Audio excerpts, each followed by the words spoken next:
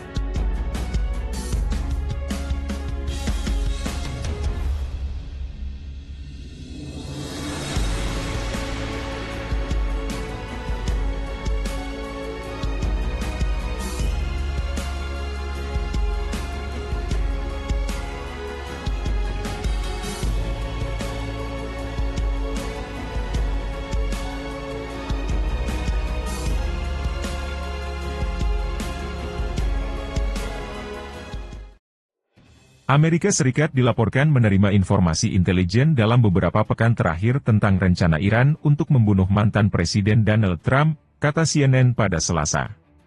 Seorang pejabat AS mengatakan dinas rahasia membagikan rincian peningkatan ancaman tersebut kepada tim kampanye Trump. Gedung Putih menolak berkomentar tetapi mengatakan tidak ada indikasi bahwa tersangka penembak dalam percobaan pembunuhan Trump pada Sabtu memiliki kaki tangan asing atau domestik.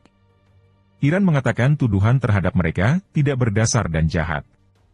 Para pejabat AS selama bertahun-tahun khawatir bahwa Teheran akan membalas Trump karena memerintahkan pembunuhan Komandan Militer Iran Qasem Soleimani pada Januari 2020.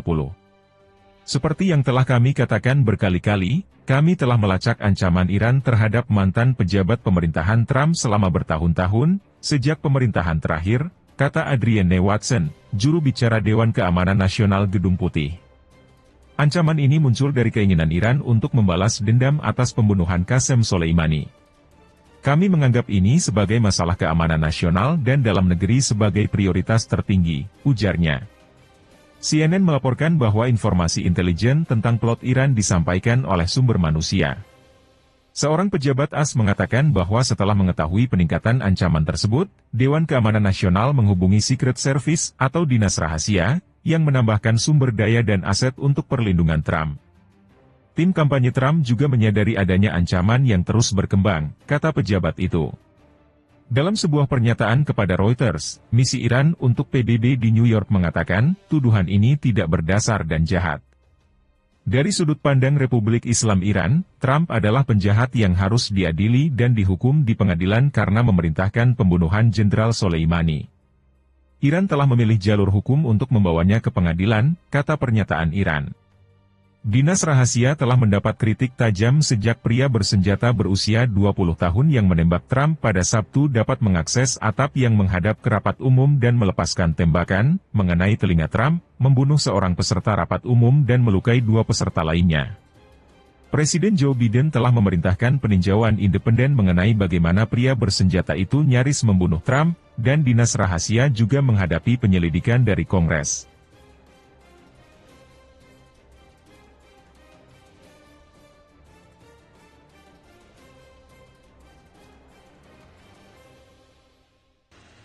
Presiden Ukraina Volodymyr Zelensky mengatakan jumlah jet tempur F-16 yang diterima negaranya dari sekutu-sekutu NATO tahun itu ataupun tahun ini 2024 tidak cukup untuk melawan angkatan udara Rusia yang siap menyerbu kapan saja.